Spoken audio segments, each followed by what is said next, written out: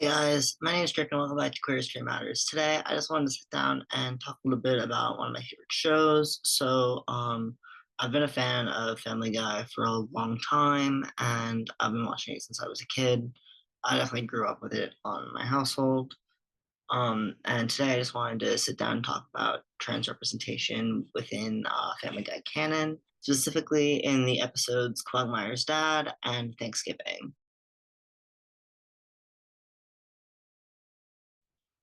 I apologize if you guys hear any noise in the background. My niece is visiting, and she's quite little, so she's still learning how to talk and kind of in the screaming era of being a baby. I might go help out her mama in a few minutes. But yeah, she's gonna be a little loud in the background. I apologize about any noise. But this video was inspired by River because they wanted to talk to me about how trans people are portrayed in the media, especially on TV, and how it's a reflection of the societal views that of transness and trans people. And some of the things that River wanted me to address in this video was if Ida is actually a good trans rep, and how does the way that she is treated reflect a part of our own reality? Why are trans people, especially trans women, so often the subject of jokes at their expense or um, of jokes kind of referring to violence and stuff like that?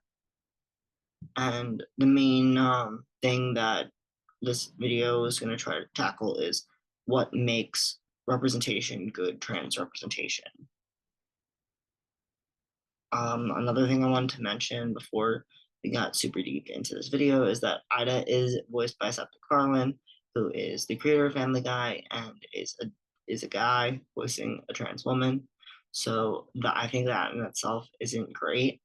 I do think that growing up with Family Guy. Oh, hold on. Mama's in the bathroom. I'll be back to continue. She's hidden for privacy reasons. But would you like to say hi, baby girl?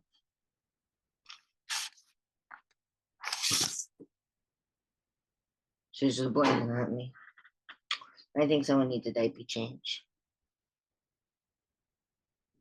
Okay, Mama's back in with the baby, so I'm able to record again. Sorry if you hear any noise in the background, but she sat down with the bottle, so fingers crossed I can finish my video.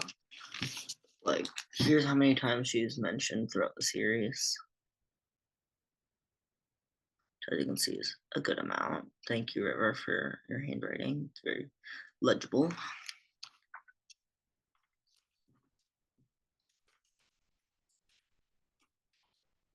Anyway, the first episode that Ida is in is season 8, episode 18, which is titled Quagmire's Dad because, well, she's Quagmire's dad. I I have problems with this in terms of a representation standpoint, simply because it reduces her to her relationship with her son, and I don't really necessarily like that for any woman, but especially for a trans woman.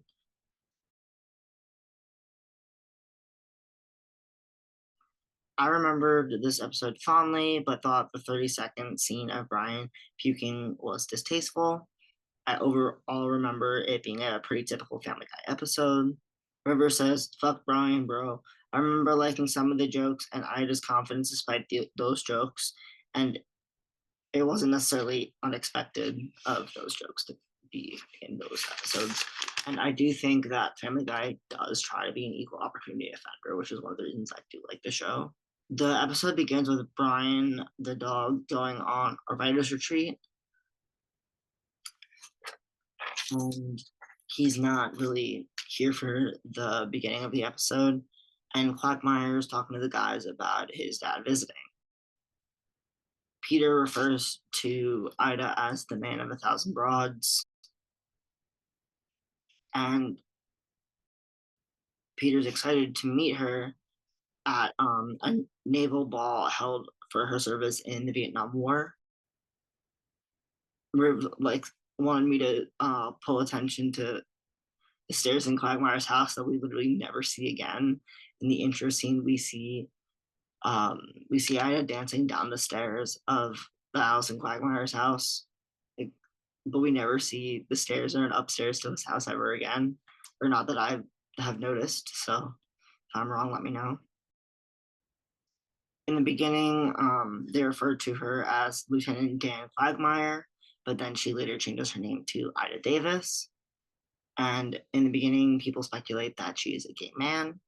At the naval ball, Glenn corners his dad and throws a big scene basically asking, Dad, are you gay? And he's like, and then Ida's like, Nah, I'm not gay, but I'm a trans woman though. And Glenn's like, What the fuck? And it's so, like, it's so messy. The way she describes being a trans woman is being a woman trapped in a man's body. I feel like this is an allegory trans people use a lot to describe their transition to cisgender people or people who are not trans or non-binary. And I definitely think that that was an allegory I found myself using quite a lot when I was trying to conform more into a trans masculine box. Once I stopped labeling my gender and stopped trying to fit into all these boxes, I do think that I've been able to be more authentically myself. However, I do think that labels can be important sometimes. So I have like a plethora of labels that I sort of identify with, but I don't necessarily fully identify with, that I will use for like videos, just like in titles and stuff to make things simple, or for like when I'm talking to like my parents and their friends and stuff like that, or people at work. Like my boss, she's an Italian immigrant and she didn't speak English until she was like 5 or 6, and she wasn't really fluent until she was like 8 or 9.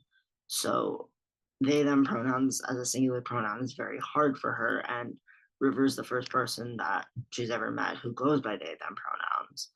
And even though like I use they them, like I was pretty much stealth at work in the beginning, but I talked about it with one of my bosses, like because we were going out to like go to a nice restaurant, we were drinking and stuff, and I'm like, I really don't want to get drunk and talk about my transition to one of my managers, and he's like, Hey, I don't care, but the pads in the bathroom are yours, right? I'm like, yes. And my other manager, who is a woman, the woman who's an immigrant from Italy, she she was like, These pads aren't mine. I'm the only woman who works here. I'm very confused. So once we got over that little confusion, things have been going really, really well. I mean, I've had a couple coworkers pull me aside and ask my pronouns, but people just try to treat me like a dude. And I keep my pads in the bathroom, and it's all good. But it is really hard for my boss to use they them pronouns because like she doesn't really like English as her second language. It's something she struggles with. And like I'm not gonna be like an asshole about it. I'm just gonna be like, okay. Or like I had a friend who I met in college, and he went to go study in Korea, and one of his friends from Korea was visiting the US. We all went out to the bar, and his friend from Korea was struggling with they them pronouns as well, because in Korean they don't use gendered pronouns at all. So when learning English, they teach you like the like he, she, it, they for like multiple people, but they don't necessarily teach they them pronouns when you're learning English in South Korea. So that was something that like he struggled with too. I do think that like it's important to understand that the language trans people use to describe our own genders to other trans people versus the way we describe our genders to other people can be very different. And for me, that can be whether or not I use he, him, or they, them pronouns, or um, like for River, they're pretty androgynous. Sometimes they'll use the men's room, or sometimes they'll use the women's room, depending on the vibes of the situation. I typically use the men's room because I have facial hair, but when I'm clean shaven, sometimes I'll use the women's room if there's like a long line for the men's toilets, and like I don't own a stand to pee, so I don't feel comfortable like using a urinal. I like only use the stalls, so I would like use the women's room if I needed a stall or something. Anyway, this has nothing to do with Family Guy, but I just wanted to throw that out there in terms of that like little offhand comment that Ida made. And she also refers to the procedure she wants to do in Quahog as a sex change operation. Um, Nowadays, we would typically call this gender confirmation surgery, but I still also call myself, I still call my top surgery sex reassignment surgery because it did change my sex. I do identify as transsexual, and basically for me that means I focus more on changing my sex rather than changing the gender I have, because I'm the same gender I've always been. I have the same identity I've always had. I've just been altering my body to look more the way I wanted it to. um Lois encourages Peter to go with Glenn because he's very nervous um about Ida. Like, Glenn was very nervous about Ida going through this procedure, so he was confiding in Peter and Lois about it, and Lois encourages Peter to go with Quagmire. They both made a couple like offhand jokes, and the scene ends with Lois making a joke that was basically have fun at the circus, referring to Ida's gender confirmation surgery as like almost clownish and like ridiculous, which is not the nicest thing in the world, but it's also not the most horrible thing that I've ever heard about a trans person.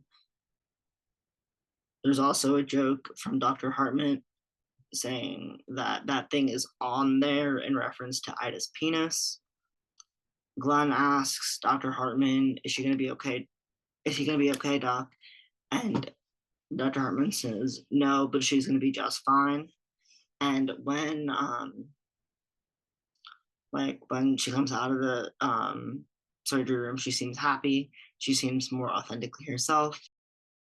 You can tell, like, even through Seth's voice acting, like, even though he is a man, you can tell that, like, he changed his voice to be a little bit more feminine, even though he was doing, like, kind of like an effeminate gay man, like, type language for Ida before she underwent her surgery. He kind of, like, pushes his voice up another octave, which I think was supposed to represent, like, the voice changes when you undergo estrogen, which I do think is pretty cool. I do appreciate Seth going through a little bit of effort as a voice actor.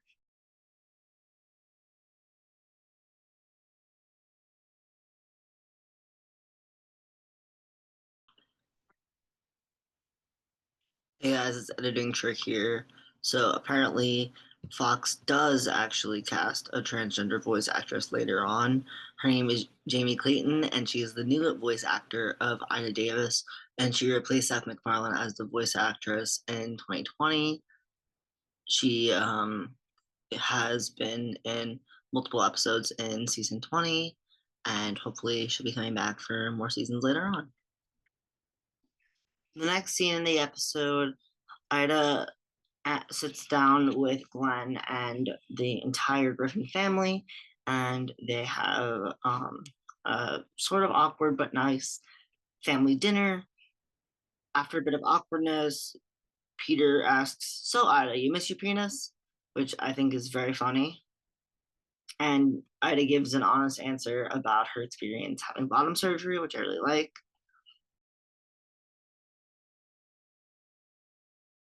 Um, I think it's really sweet that she's a war hero who also likes interior decorating and fashion.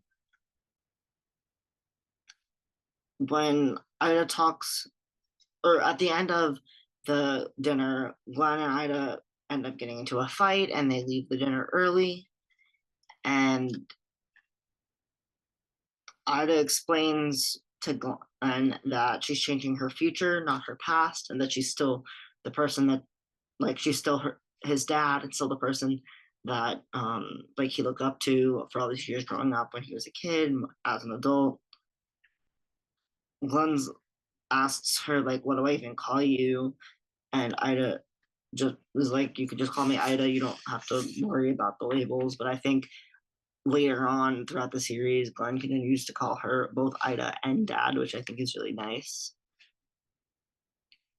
Ida explains that even though it's hard for Glenn, she has been experiencing these feelings for as long as like she could remember, and for her it was an easy decision because do I want to be happy for the rest of my life or miserable? Basically, going back to the B plot, Brian comes back from his writer's retreat and he asks the cab to drop him off at the Marriott so he can go have a drink.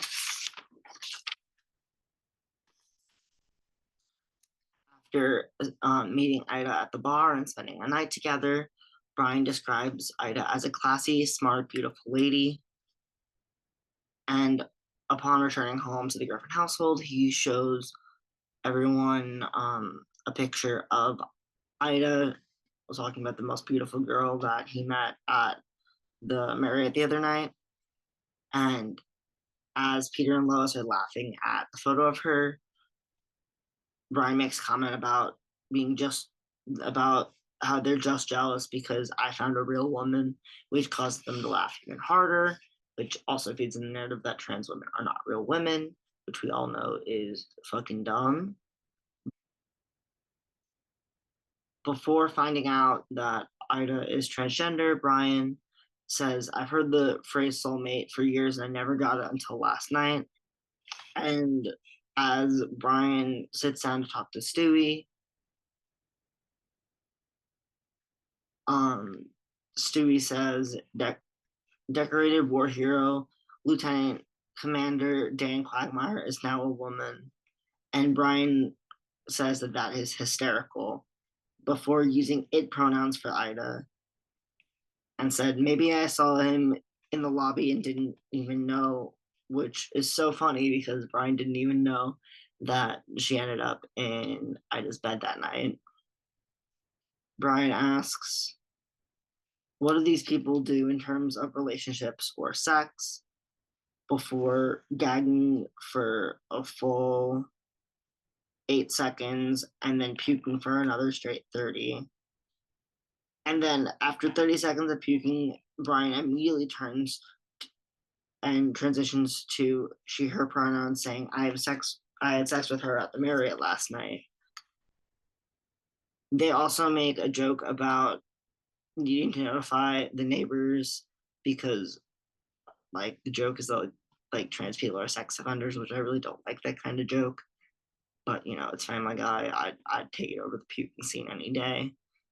And then Stewie makes a joke that's like, she didn't actually move here. She's just visiting, which I actually find kind of funny. Also, River didn't want to watch the scene, which I didn't really want to either. But since I was analyzing it for this video, I still wanted to like sit through it, and it was a little bit funnier and less gross without sound. And I do think the slow rolling puke animation and Stewie's facial reactions and body language do make the entire episode. Anyway, that's the end of the first episode with Ida. I hope you guys enjoyed. I think I'm gonna tackle Thanksgiving in another episode, but I just want to get this quick little video out here for you guys while I go through some of my stuff and am working on some larger projects. Also, I just wanted to say Happy Pride Month. I hope all of you are doing well, whether or not you're out in the streets or in the closet. Your queerness is valid. You are loved and important here, and thank you so much for watching Queer History Matters. I'll talk to you guys soon.